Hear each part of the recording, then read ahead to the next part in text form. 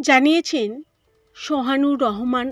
অন্তত ঘটনাটি 1995 সালের হেমন্তের মাঝামাঝি। আমার স্যারের নাম আতিক। তিনি ছিলেন আমার অঙ্ক শিক্ষক। এখন একটি প্রাইমারি স্কুলে শিক্ষক হিসেবে আছেন। স্যারের দেশের বাড়ি চাঁদপুরে।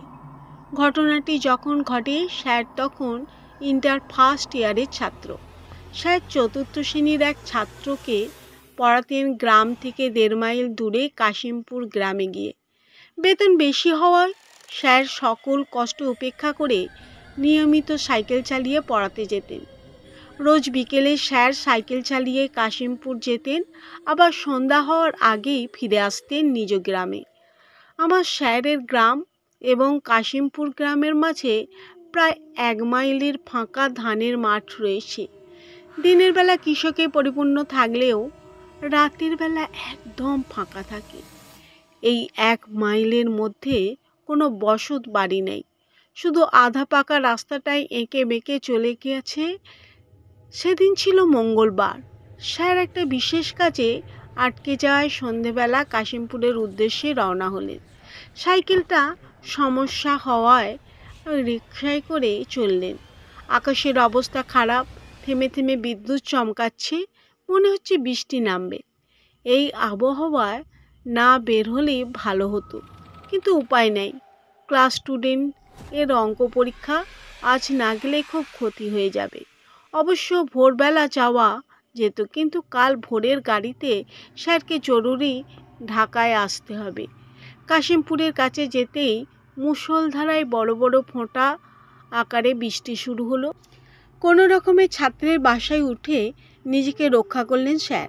স্যারের একটা অভ্যাস হলো, যখন তিনি অঙ্ক করান তখন আর ঘড়ির দিকে তাকান না। তেমনি অঙ্ক করাতে করাতে ঘড়িতে 10টা বেজে গেল। অবশ্য বাইরে যে ঝড় শুরু হয়েছে তাতে ঘড়ি দেখেও লাভ নেই স্যারের। ছাত্রের বাবা এসে স্যারকে আজ রাতটা থেকে যেতে বললেন। স্যার হাসি মুখে বললেন, কাল ভোরেই ঢাকা যেতে হবে, অতএব আজ রাতে গিয়ে সব কিছু গুছাতে হবে। ঝড় থামলো রাত 11:30টায়। একটা ছাতা হাতে স্যার বেরিয়ে পড়লেন। স্যারকে সাবধানে যেতে বলে বাড়ির বাহির পর্যন্ত এগিয়ে দিলেন ছাত্রের বাবা। চারিদিকে ঘুরঘুটে অন্ধকার, মাঝে মাঝে বিদ্যুৎ চমকাচ্ছে। রাস্তার মধ্যে কাদা হয় স্যারের চলতে বেশ কষ্ট হচ্ছে। 1 পা 2 পা করে স্যার বনের কাছে চলে এলেন।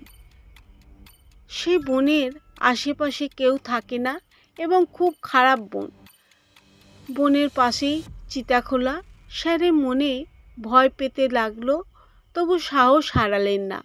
চিতাখোলার কাছে আসতেই এক ঝলক ঠান্ডা বাতাস স্যারের শরীরটাকে হিম করে দিয়ে গেল। সাথে সাথে স্যারের শরীর বেশ ভারী হয়ে গেল। স্যার যত দ্রুত সম্ভব এগিয়ে চললেন। বাতাসে কাদামাটির গন্ধ। স্যার খোলা রাস্তা ধরে এগোতে লাগলেন। আকাশে কালো মেঘের ফাঁকে মরা উকি দিচ্ছে চাঁদ। চারিদিকে মোটামুটি হালকা দেখা যাচ্ছে। একা একা স্যার হেঁটে চলেছেন। এমন সময় পেছনে পায়ের শব্দ পেলেন। বৃষ্টি হওয়ায় রাস্তায় পানি জমে আছে, তা থেকেই পায়ের শব্দ আসছে।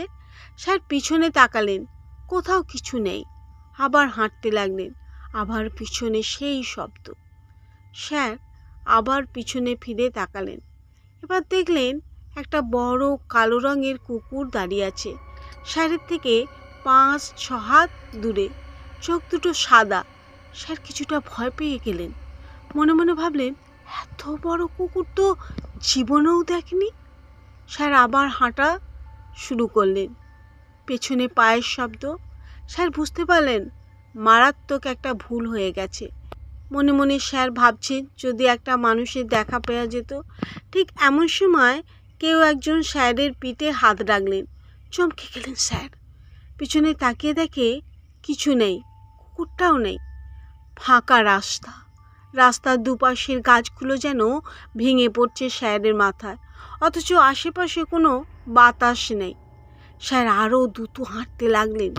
এবার দেখলেন একজন তরুণী রাস্তার পাশে, অর্ধেক মাটির ভিতরে আর অর্ধেক বাহিরে, স্যারের দিকে তাকিয়ে ডাকছে।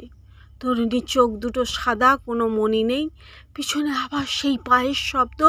স্যার তাকিয়ে দেখলেন এবার একটি নয়, দুটি নয়, কয়েক হাজার কুকুর স্যারের পিছনে দাঁড়িয়ে আছে। আমার সাহসী স্যার তখন একেবারে সাহস হারা হয়ে গেলেন। হিংস্র কুকুরগুলো এখনই মনে হচ্ছে স্যারকে ক্ষত বিক্ষত করে দেবে। সামনের দিকে তাকিয়ে আরও ভয় পেয়ে গেলেন স্যার। একটা ছায়ামূর্তি বাতাসের গতিতে এগিয়ে আসছে স্যারের দিকে। খোলা রাস্তা, তাই অনেক দূর থেকে দেখা যাচ্ছে। ছায়ামূর্তি দেখে মনে হচ্ছে কোনো কাফনে মোড়ানো লাশ, সাদা কাপড়ে বাঁধা, পা নেই, মাথা নেই। এবার পিছনে কুকুরগুলো হেসে উঠল। কি ভয়ানক সে হাসি, তা বলে বোঝানো যাবে না। স্যার কী করবেন ভেবে পাচ্ছেন না, শুধু বুঝতে পারছেন প্রচণ্ড ভয় পাওয়ার কারণে তার হাত পা নাড়াতে পারছে না। ছায়ামূর্তিটি ঝড়ের গতিতে এসে স্যারকে ধাক্কা মারে। কানে ভেসে আসে ভয়ানক হাসির শব্দ। তারপর আর কিছু মনে নেই স্যারে।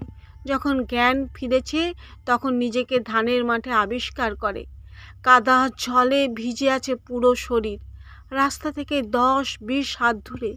চারিদিকে তখনও অন্ধকার। রাতের নীরবতা ভেঙে কানে ভেসে আসে ফজরের আজান। স্যার আলো ফোটা পর্যন্ত অপেক্ষা করে এবং আলো ফুটলে নিজ গ্রামে চলে যায়।